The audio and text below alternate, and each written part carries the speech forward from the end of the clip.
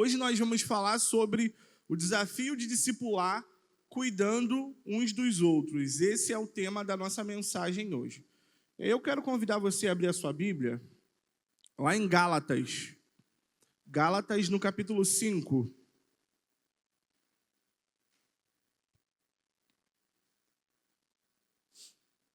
Gálatas no capítulo 5. Nós vamos ler a partir do versículo 25 até o capítulo 6, versículo 3.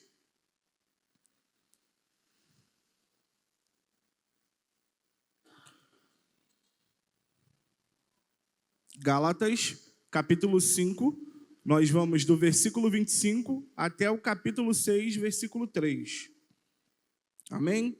Diz assim a minha Bíblia, e eu leio na versão NA. Se vivemos no Espírito, andemos também no Espírito.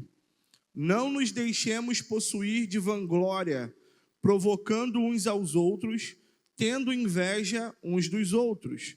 Irmãos, se alguém for surpreendido em alguma falta, vocês que são espirituais, restaurem essa pessoa com espírito de brandura, e que cada um tenha cuidado para que não seja também tentado.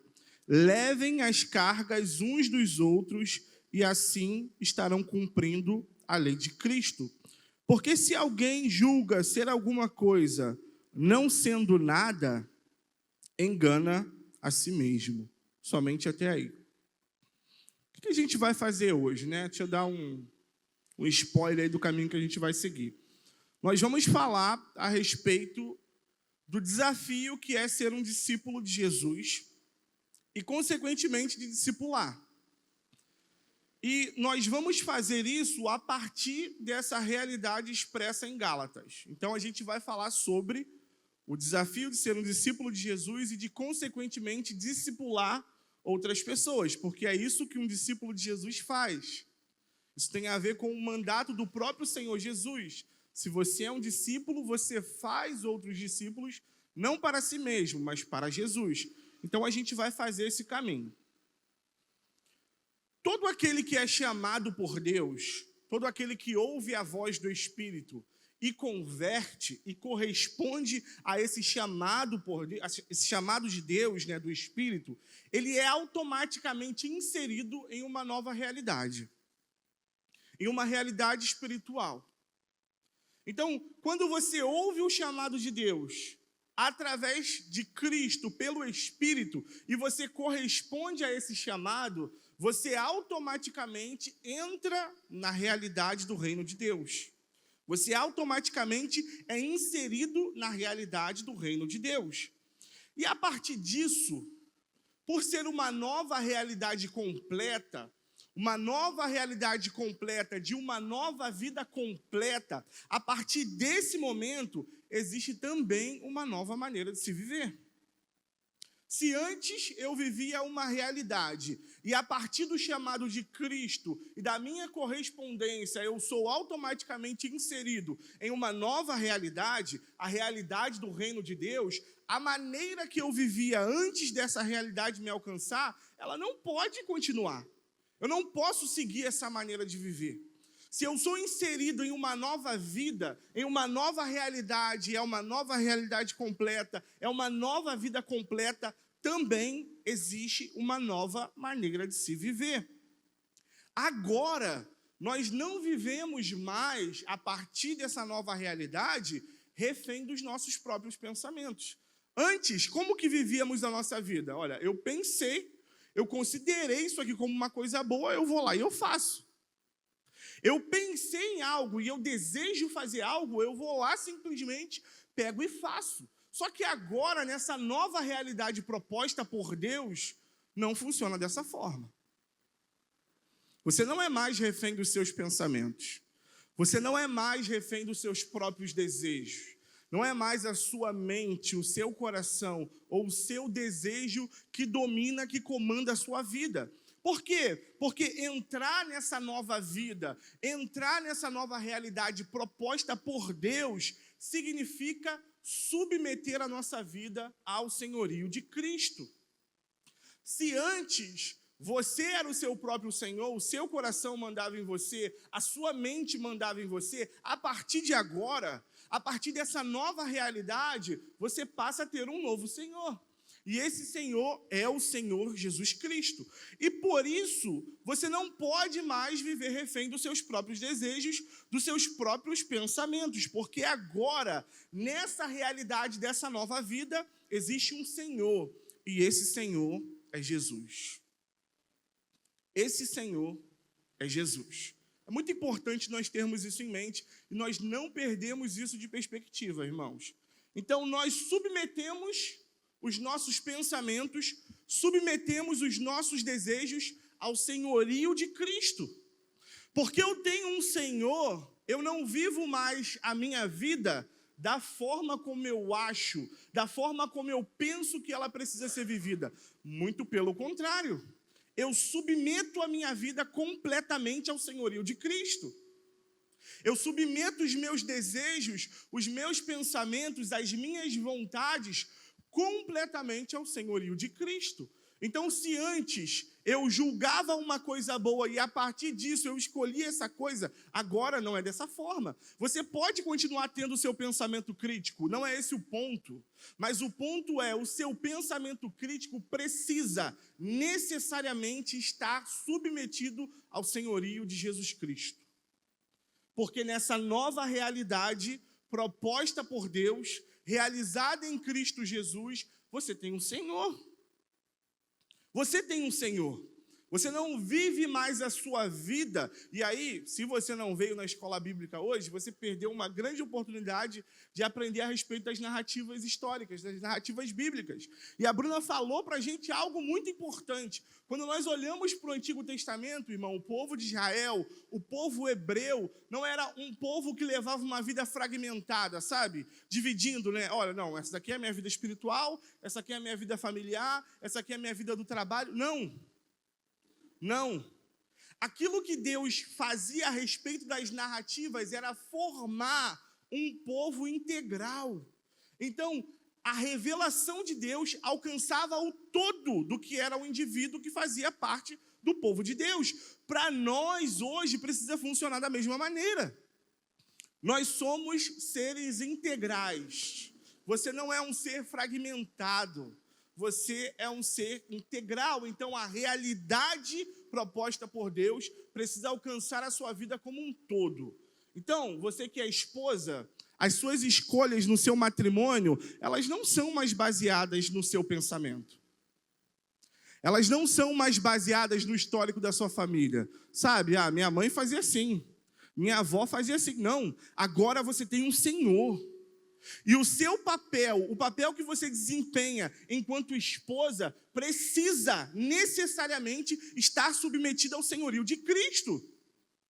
Esposos, maridos, agora a realidade da vida do lar não é mais como o seu pai vivia no passado, sabe? Não, eu trabalho e aí a mulher cuida da casa. Não, peraí. Você precisa submeter essa realidade ao senhorio de Cristo. E a partir de Cristo, viver a sua vida matrimonial, viver a sua vida de marido, de esposo. O seu trabalho, meu trabalho é muito ruim, por isso salário mínimo, esforço mínimo, né? A gente ouve muito isso, pelo menos eu ouço muito isso. Mas espera aí, gente. Essa é a forma como o seu Senhor Jesus deseja que você trabalhe? Se você for inserido em uma nova realidade, a partir dessa nova realidade, você tem um Senhor. E o seu Senhor não é a sua mente, não é o seu coração, não é o seu juízo de valor, por melhor que ele seja, por mais moral que ele seja, por mais bonito que ele seja, filosófico que ele seja, não é. É o Senhor Jesus. O Senhor Jesus, Ele é o Senhor da sua vida. Por isso, a realidade total da sua vida precisa ser submetida ao senhorio de Jesus. Você tem um Senhor. E o autor de Gálatas, que muito provavelmente é Paulo, né? Existem ainda algumas discussões falando que não é, enfim, isso não é relevante para nós, mas muito provavelmente é Paulo. Ele está gritando de maneira escrita essa realidade para os seus leitores. Ele está gritando isso para os seus leitores. Olha, vocês possuem um Senhor. Jesus é o Senhor de vocês. Vocês não precisam buscar coisas, subterfúgios, complementos, porque existe uma realidade superior revelada no Evangelho de Jesus. E vocês precisam abraçar essa realidade. Ele está dizendo, olha, a nova vida proposta por Deus em Cristo só pode ser vivida à maneira de Deus. Ela não pode ser vivida à maneira de terceiros. E nem a partir do meu próprio pensamento, mas ela precisa ser vivida à maneira de Deus. E a maneira de Deus existe um Senhor. Jesus é o Senhor sobre tudo e sobre todos. E o que Ele fala importa, porque Ele é o nosso Senhor. Quando nós olhamos para o Novo Testamento, fica muito evidente, irmãos, assim, muito claro, que ser um discípulo de Jesus significa estar submetido ao senhorio de Jesus. Então, ser um discípulo de Jesus, irmãos, não é simplesmente dizer, olha, eu sou um discípulo de Jesus. Ser um discípulo de Jesus não é simplesmente ser regular nos cultos, nas reuniões. Não, isso faz parte, certamente isso faz parte. Mas ser um discípulo de Jesus significa se submeter ao senhorio de Jesus. Você se submete ao senhorio de Jesus? A sua vida, a forma como você vive o seu dia a dia, está submetida à realidade do senhorio de Jesus? Se sim, você é um discípulo de Jesus. E Paulo é um exemplo claro, clássico do que é ser um discípulo de Jesus. Apesar de não ter andado com Jesus, ele corresponde ao chamado e Jesus passa a ser o Senhor da sua vida. Você vê que Jesus encontra ele no caminho de Damasco e ele corresponde a esse chamado de Jesus. Ele atende a esse chamado de Jesus e a partir dali, Jesus passa a ser o Senhor da sua vida. E ele cumpre a missão que Jesus entregou aos seus discípulos, de fazer outros discípulos. Você lembra do que Jesus fala no final dos evangelhos aos seus discípulos? Ide e fazei o quê?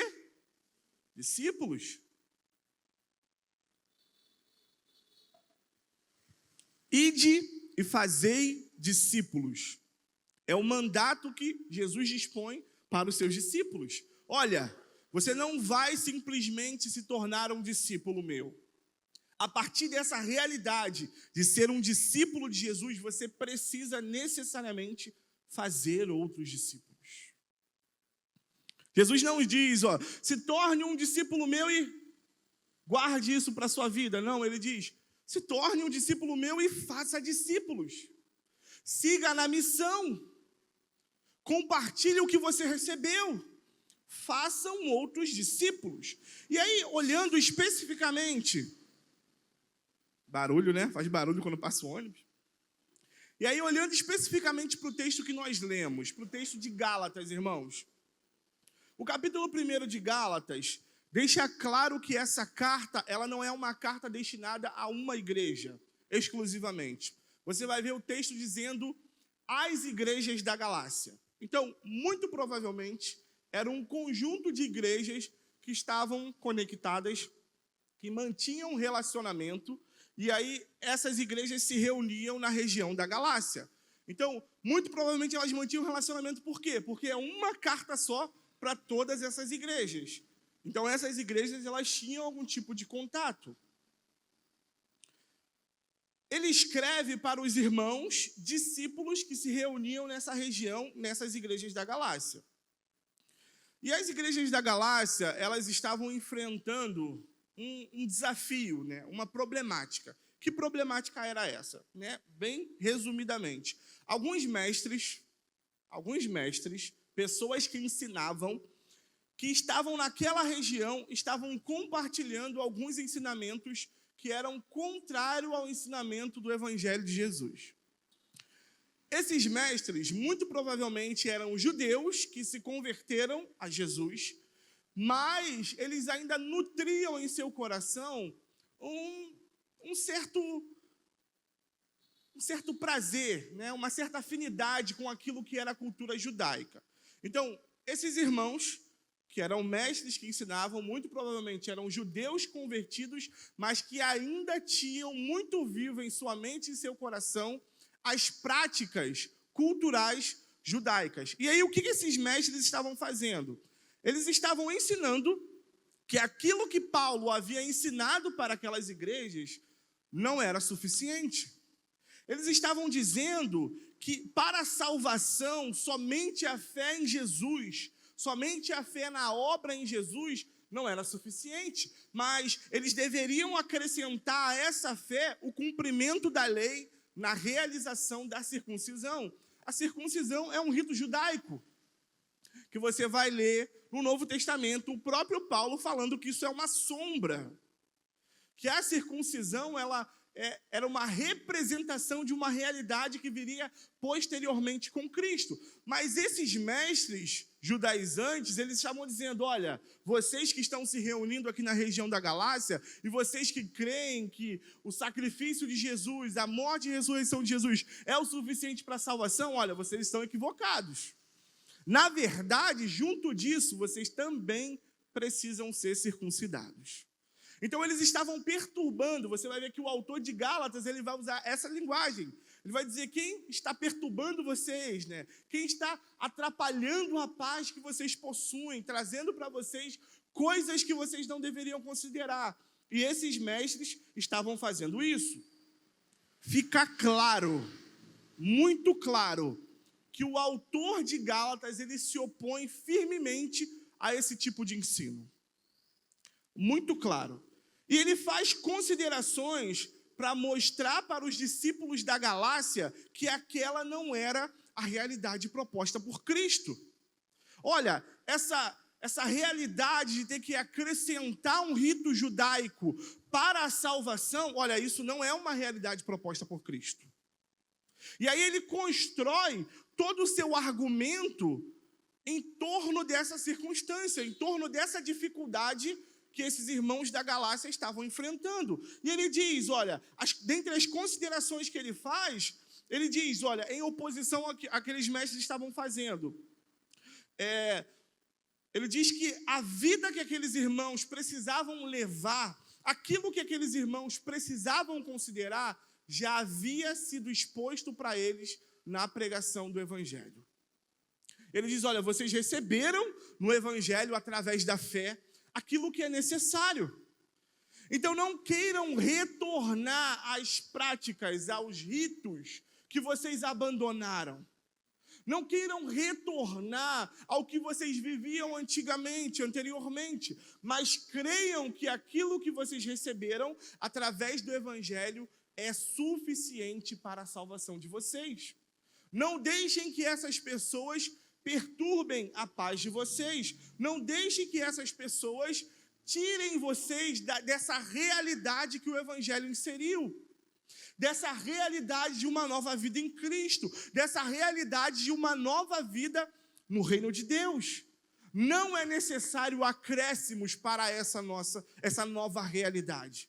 Muito pelo contrário, somente a fé no Evangelho de Jesus, na obra salvadora de Jesus, naquilo que Jesus fez, naquilo que ele construiu, já é o suficiente. Então ele constrói muitos argumentos para se opor a essa realidade, para se opor a esse desafio. Dentre essas considerações está exatamente o texto que nós lemos. E no texto que nós lemos, o autor está relembrando aqueles irmãos que existe um tipo de vida específica que precisa ser vivida por eles. E que essa vida é uma vida no Espírito. Essa vida específica que esses irmãos precisam viver é uma vida no Espírito, de acordo com o que o Espírito fala, e que a partir da voz do Espírito, eles deveriam tomar qualquer tipo de decisão. Eles deveriam tomar qualquer tipo de ação em relação às suas próprias vidas. Por quê? Porque Jesus é o Senhor deles. Então, essa vida que eles devem viver não é uma vida pautada em ritos. Muito pelo contrário, é uma vida no Espírito. e considerando aquilo que o Espírito sopra sobre eles, considerando aquilo que o Espírito comunica ao coração deles, não uma vida voltada para os rituais. Porque eles são discípulos de Jesus e estão em uma nova realidade, eles não podem se submeter a essa realidade anterior, a essa realidade passada da sua vida pregressa, de rituais, de novamente construir aquilo que o Evangelho destruiu. E aí, irmãos, quantas vezes nós não fazemos isso? Quantas vezes nós, que estamos inseridos nessa realidade do Evangelho de Jesus, não voltamos a construir com as nossas próprias mãos aquilo que a realidade do Evangelho destruiu, aquilo que o senhorio de Cristo derrubou? Quantas vezes nós não fazemos a semelhança dos Gálatas e queremos reconstruir aquilo que deve ficar no passado, aquilo que deve ficar para trás? Eu fico muito intrigado, irmãos, quando eu ouço pessoas falando a respeito da sua vida pregressa, quase que com satisfação, sabe? Não sei se você já viu essa experiência. A pessoa ela vai contar o que ela era e fala assim, não, eu era terrível. Como se isso fosse uma coisa boa. Como se isso fosse uma coisa de que ele devesse se orgulhar. Muito pelo contrário, irmão. Isso deveria encher o seu coração de vergonha. Encher o seu coração de vergonha. Se Cristo salvou você e Ele destruiu essa sua vida maldita que você levava, você não tem que olhar para ela com prazer, com satisfação. Muito pelo contrário. Mas quantas vezes nós, à semelhança dos Gálatas, não fazemos isso? Quantas vezes nós não repetimos esse erro? E aí, Paulo vai consertar, o autor de Gálatas vai consertar esse pensamento que estava sendo construído a partir desses mestres, falando que a lei que aqueles discípulos deveriam cumprir, porque muito provavelmente esse era um argumento utilizado por esses mestres. Olha, peraí, vocês estão crendo em Jesus para a salvação de vocês, mas existe uma lei. Existe uma lei e vocês precisam seguir essa lei. E essa lei fala sobre a circuncisão. Muito provavelmente esse era um argumento que eles usavam. E aí Paulo ele segue o caminho contrário disso. Ele diz para esses irmãos, olha, a lei que vocês, enquanto discípulos de Jesus, precisam se esforçar para cumprir é a lei de Cristo. A lei de Cristo, é essa lei que vocês precisam se esforçar para cumprir. Vocês não devem voltar os seus olhos para a lei como algo que vocês devam cumprir para a salvação. Porque a salvação ela está somente na obra redentora de Cristo. Mas se vocês querem cumprir algum tipo de lei, olha, cumpram a lei de Cristo. Cumpram a lei do Senhor e Salvador Jesus. Se vocês querem se apegar a algum tipo de lei, cumpram a lei de Cristo. E a lei de Cristo é materializada no cuidado com o outro. Isso aqui é muito importante, irmãos. Como que eu cumpro a lei de Cristo? Segundo Gálatas, cuidando do outro. Por quê? Porque para o autor, para Paulo, a lei de Cristo é materializada no cuidado com o outro. A lei de Cristo é materializada no cuidado com o outro. Então não é simplesmente eu ficar repetindo as coisas, sabe? Não é simplesmente eu deixar uma informação na minha mente, mas é eu deixar aqui essa realidade de Cristo, essa realidade da vida, da nova vida proposta por Cristo através do Evangelho, ela passe para as minhas mãos. E eu vou até o outro e eu cuido do outro. Porque a lei de Cristo é materializada no cuidado com o outro. E ele diz, cumpram a lei de Cristo como? Levando as cargas uns dos outros. Olha, Gálatas, a lei que vocês devem cumprir é a lei de Cristo. A lei de Cristo é materializada no cuidado com o outro. Como que eu cumpro a lei de Cristo? Levando as cargas, os fardos, o peso que existe sobre o meu irmão. Então, quando eu vejo um irmão carregando um fardo, eu digo para ele: irmão, divide esse fardo comigo. Eu ajudo você a carregar esse peso, essa carga que você tem levado. Por quê? Essa é uma postura de um discípulo de Jesus. Essa é a postura de quem foi alcançado pelo Evangelho. Essa é a postura de quem foi inserido nessa nova realidade, nessa nova vida. A lei de Cristo que nós, enquanto discípulos de Cristo, precisamos cumprir, ela é materializada no cuidado com o outro. Eu cumpro a lei de Cristo quando eu levo a carga do meu irmão, quando eu levo o fardo do meu irmão, quando eu não olho só para mim. E aí, essa é uma realidade do Evangelho, irmão. Ele é totalmente descentralizado de você mesmo. Totalmente. Já reparou isso? O que você recebe de Deus nunca é só para você. O alimento que você tem, você precisa repartir. Os dons que você recebe sempre, e aí, guarda isso aqui, tá? Você que tem dúvida a respeito de dons, nós temos aqui uma área da igreja que cuida especialmente disso, mas, guarda isso aqui. O dom que você recebe de Deus não tem a ver com você. O dom que você recebe de Deus tem a ver com onde Deus te plantou e a necessidade que aquele lugar tem. Porque o dom que você recebe de Deus é sempre para alcançar o outro. Nunca para alcançar você mesmo. É sempre para alcançar o outro. Porque essa é uma realidade da vida no Evangelho. É um tipo de vida completamente descentralizado. Completamente. Sabe aquele do primeiro eu, depois eu? No Evangelho é sempre nós. É sempre nós, é sempre coletivo. É sempre em comunidade. É sempre dessa forma. É um tipo de vida completamente descentralizada. E ele afirma: essa é a lei que vocês devem cumprir, a lei de Cristo. Então, aproveitando a linguagem e o texto de Gálatas, eu separei alguns pontos para que a gente possa tomar nota a respeito dessa realidade do desafio de ser um discípulo de Jesus e também de discipular. Aí vamos lá. Primeiro ponto, e esse ponto é baseado no capítulo 5, versículo 25.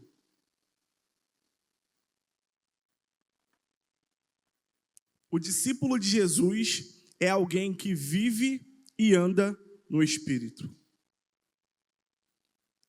Para Gálatas, essa é a definição de um discípulo de Jesus. Alguém que vive e anda no Espírito. Então, o que é um discípulo de Jesus para essa realidade da Epístola de Gálatas? É alguém que vive e anda no Espírito. Isso significa que não é a carne que manda na vida de um discípulo de Jesus. Não é a carne. Não são leis externas. Não é a doença. O que manda na vida de um discípulo de Jesus é o Espírito. Não são os desejos, os meus desejos, sejam eles bons ou ruins, que me dominam enquanto discípulo de Jesus, mas é o Espírito. Logo, se é o Espírito, eu não faço aquilo que eu quero. Eu tenho o Senhor e esse Senhor comunica através do Espírito aquilo que eu preciso fazer. Um discípulo de Jesus é alguém que vive e anda no Espírito. Segundo ponto, a liberdade que o Espírito nos dá nessa nova vida é para o serviço e não para nos sentirmos melhores do que os outros. A liberdade que o Espírito nos dá é para o serviço. É para servir. É para a entrega e não para que nós nos sintamos melhores do que os outros. E aí, eu queria que você abrisse em Gálatas, não sei se você fechou a sua Bíblia, porque tem um texto anterior a isso que o autor ele vai deixar clara essa realidade. Gálatas, no capítulo 5, nós vamos ler do versículo 13 até o versículo 15. Gálatas 5, do versículo 13 até o 15. Diz assim, ó: porque vocês, irmãos, foram chamados à liberdade, mas não usem a liberdade para dar ocasião à carne. Pelo contrário. E aí, olha só como é interessante. Ele fala, não usem da liberdade para dar ocasião à carne. Pelo contrário, o que para ele é o contrário de dar ocasião à carne? Olha só, sejam servos uns dos outros. Pelo amor, porque toda a lei se cumpre em um só preceito, a saber, ame o seu próximo como a você mesmo. Mas se vocês ficam mordendo e devorando uns aos outros, tenham cuidado para que não sejam mutuamente destruídos. A liberdade que o Espírito nos concede é para o serviço. Como que eu não dou ocasião à carne usando a liberdade que o Espírito me concede? Servindo. Servindo. Quando eu sirvo o outro, eu não estou dando ocasião à carne. Eu estou fazendo o contrário disso. Então eu preciso servir, porque a liberdade que o Espírito nos dá é para o serviço. É para o serviço. E o versículo 26 do capítulo 5 também diz, ó: não nos deixemos possuir de vanglória, provocando uns aos outros, tendo inveja uns dos outros. Nós precisamos servir uns aos outros.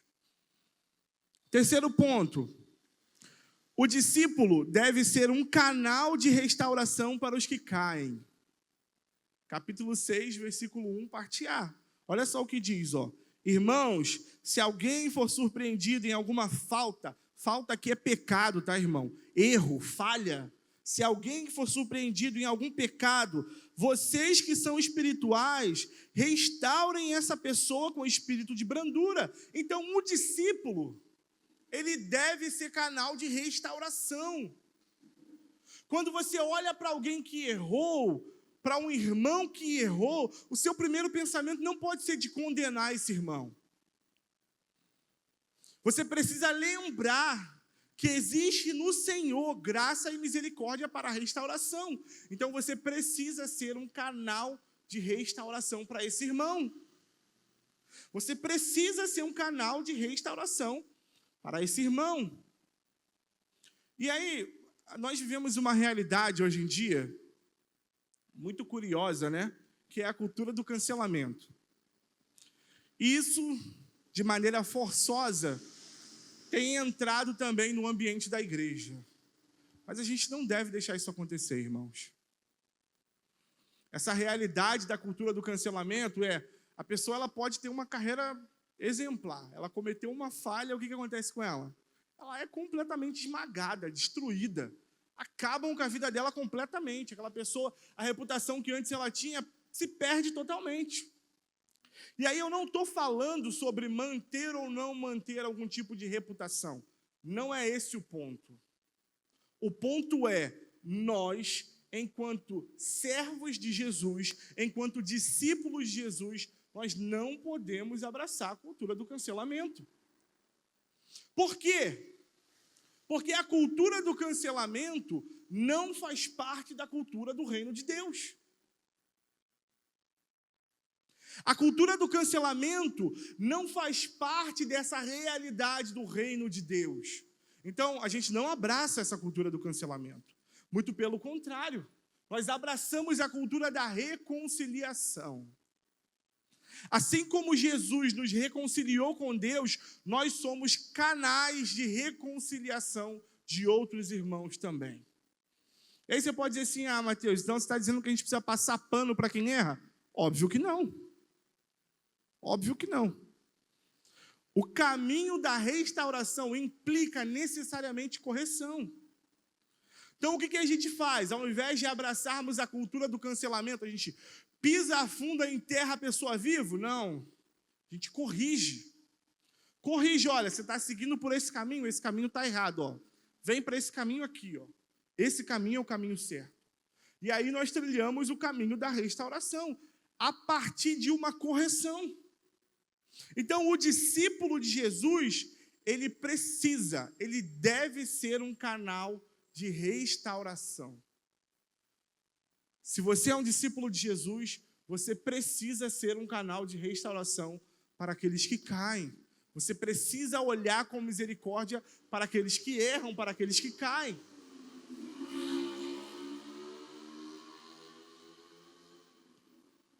Eu espero que o motoqueiro não caia, né? Porque passou rápido ele.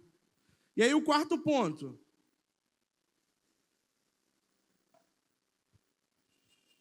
Discípulo de Jesus, ele é vigilante quanto à sua própria vida. E aí, no próprio capítulo 6, você vai ver na segunda parte do versículo 1, o texto dizendo assim, ó, e que cada um tenha cuidado para que não seja também tentado. Isso significa o quê? Vigilância quanto à sua própria vida. Um discípulo de Jesus é alguém que é vigilante quanto à sua própria vida. Isso significa que se você é um discípulo de Jesus, você não se expõe a qualquer situação. Você não se expõe a qualquer ambiente. Você não se expõe a qualquer pessoa. Ó, se eu sei que em determinado lugar existe determinada coisa que vai me conduzir para o erro, o que eu faço? Eu não vou para esse lugar. Eu não vou me expor a essa realidade que me conduz ao erro. Isso é ser vigilante contra a sua própria vida.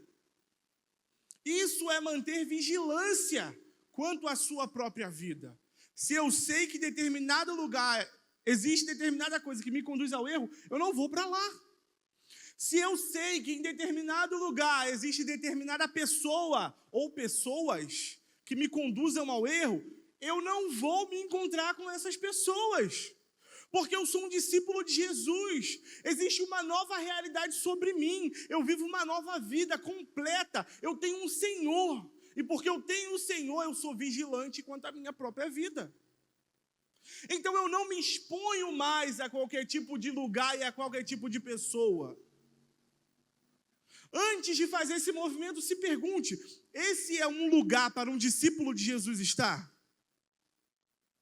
Esse é o tipo de encontro que um discípulo de Jesus deveria ter? Porque nós precisamos ser vigilantes quanto à nossa própria vida. E aí o quinto e último ponto, irmãos. Um discípulo de Jesus, ele leva as cargas dos seus irmãos. Um discípulo de Jesus, ele leva as cargas dos seus irmãos. Isso significa que a força que você possui nos seus ombros e nas suas pernas enquanto discípulo de Jesus não é para aguentar só o peso da sua semana. Não é para aguentar somente as dificuldades que você tem, mas é também para aguentar as dificuldades do seu irmão. Porque um discípulo de Jesus precisa levar as cargas dos seus irmãos.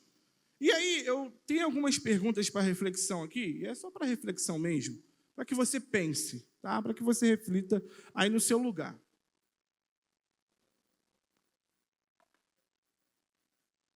Essa semana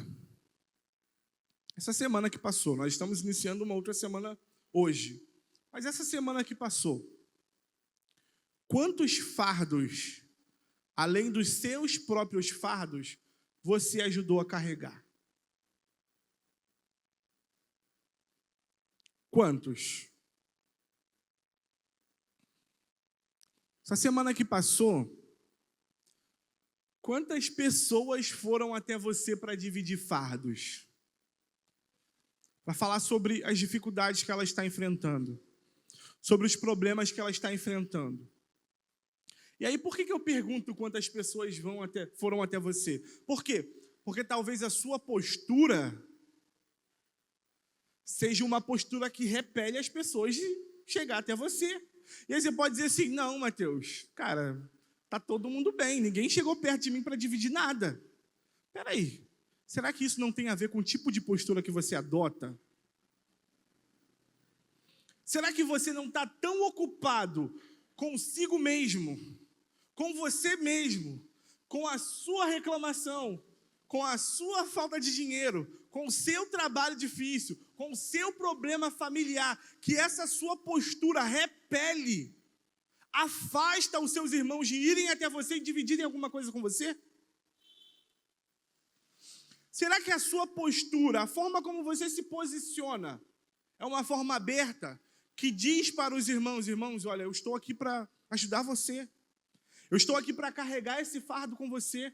Divide esse fardo comigo, porque nós somos irmãos, nós somos discípulos de Jesus. Ou será que a sua postura é uma postura tão ensimesmada, tão cheia de si mesmo, sabe? Os meus problemas, as minhas dificuldades, as minhas lutas, que isso afasta, repele os seus irmãos de irem até você para poder dividir os fardos.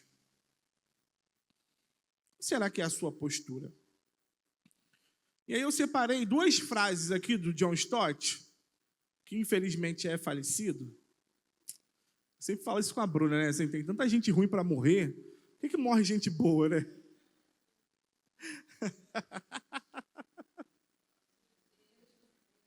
Tô brincando, gente, brincadeira, calma.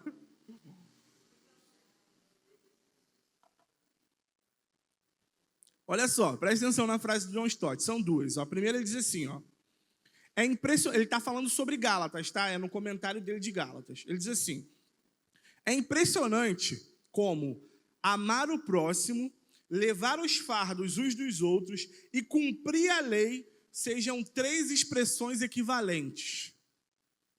Isso indica que amar os outros como Cristo nos amou não vai nos levar a algum ato heróico e espetacular de sacrifício, mas ao ministério muito mais prático e nada espetacular de carregar fardos.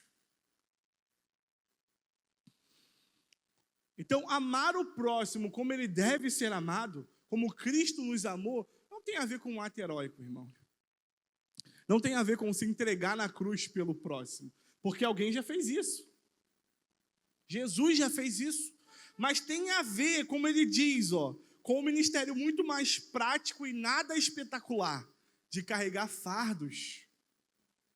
De carregar fardos. Será que o seu telefone está disponível para alguém te ligar e falar assim, irmão, preciso que você venha até aqui, agora. Se você não vier, sei lá, a casa vai desabar.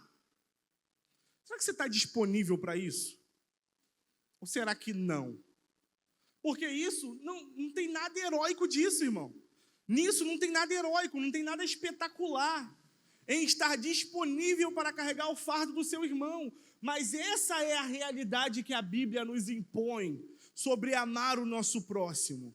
É carregar fardos. É materializar esse amor nas ações que eu faço em relação ao próximo. É disso que a Bíblia está falando. E aí, a outra frase que ele diz é que carregar os fardos dos outros é uma consequência natural de andar no Espírito. Se você é um discípulo, é alguém que vive e anda no Espírito, naturalmente, você precisa se colocar nesse lugar de carregar o fardo do seu irmão. Você precisa se colocar nesse lugar de suportar o irmão. Cara, assim, é muito interessante, porque normalmente nós temos a ideia de que quando a Bíblia manda nós suportarmos o irmão, ela está falando sobre nós tolerarmos, né? Mas não é esse. A palavra não significa isso, não é essa a definição. Suportar o irmão significa dar suporte ao irmão. Então, quando ela manda você suportar o irmão, ela está dizendo assim, olha, você está vendo seu irmão passando por alguma dificuldade? Ele dividiu alguma dificuldade com você? Vai lá e dê suporte para ele. Não tem a ver com tolerar. Não, você está praticando isso, você está errando. Mas tem a ver com dar suporte. Nós precisamos, enquanto discípulos de Jesus, suportarmos os fardos uns dos outros. Suportarmos os fardos uns dos outros. E isso tem a ver com essa nova vida, essa nova realidade que você foi inserido. Se você foi inserido nessa nova realidade, se você ouviu o Espírito falando ao seu coração e você correspondeu a esse chamado de Jesus através do Espírito, agora você tem um Senhor. E esse Senhor manda que você ame o seu próximo. Manda que você carregue o fardo do seu próximo. Manda que você não olhe somente para você mesmo. Que você não olhe somente para as suas necessidades. Que você não olhe somente para as suas dificuldades, mas que você olhe para a dificuldade do outro. Para que você ame o outro. Mas não é assim, ó. Te amo, tá, irmão? Tamo junto, tá? Conta comigo e virou as costas. Não. Não. Se você ama o seu irmão, se você ama o seu próximo, na maioria das vezes você nem precisa falar que ama. Você nem precisa dizer que ama. Você sabe que ele está passando por alguma dificuldade. Ou então, ele compartilhou, você vai lá e ajuda ele. Você vai lá e suporta ele. Você vai lá e ajuda ele a carregar aquele fardo. Nem sempre você vai ter uma solução para o problema do seu irmão. Mas simplesmente o fato de você virar para ele e falar assim, ó, irmão, isso não está somente sobre as suas costas, isso está sobre a minha também, porque eu estou aqui para te auxiliar nesse fardo pesado que você está carregando. Isso já significa muita coisa, irmão. E não tem a ver só com esse primeiro momento, tem a ver com, olha, você falou isso para ele hoje, amanhã, e aí, irmão, orei por você, como é que está essa questão? Existe alguma coisa que eu posso fazer por você? E aí, na terça-feira, a mesma coisa, irmão, e aí? Como é que estão as coisas? Como é que está aquele fardo pesado que você compartilhou comigo? Eu estou aqui com você, conta comigo, não se sinta sozinho. Tem a ver com essa vida completamente descentralizada. Você sai do centro e o coletivo passa a ser o centro. O coletivo passa a ocupar o lugar mais importante. Porque nós somos discípulos de Jesus. E porque somos discípulos, precisamos carregar as cargas, os fardos uns dos outros. A vida de um discípulo de Jesus, ela transborda e alcança os outros também. Não é uma vida em si mesmada.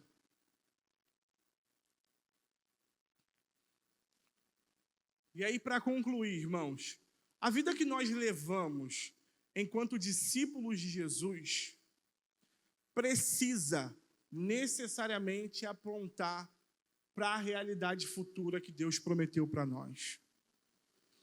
Que realidade futura é essa? É uma realidade futura em que não haverão mais fardos. Então, se eu fui alcançado por essa nova realidade, eu vivo em função dessa nova realidade. A minha vida, a minha prática diária, ela é em função dessa nova realidade, dessa realidade do reino de Deus. Então eu não posso me conformar com a realidade do mundo. E aí se conformar não significa aceitar, tá, irmãos? Significa deixar que essa realidade do mundo molde você, molde o seu coração. Ó, na realidade do mundo está todo mundo correndo pelo seu. Está todo mundo olhando para si mesmo. Está todo mundo preocupado com as suas coisas, com as suas necessidades, mas porque nós somos discípulos de Jesus e fomos alcançados pelo reino de Deus, nós não vivemos esse tipo de vida.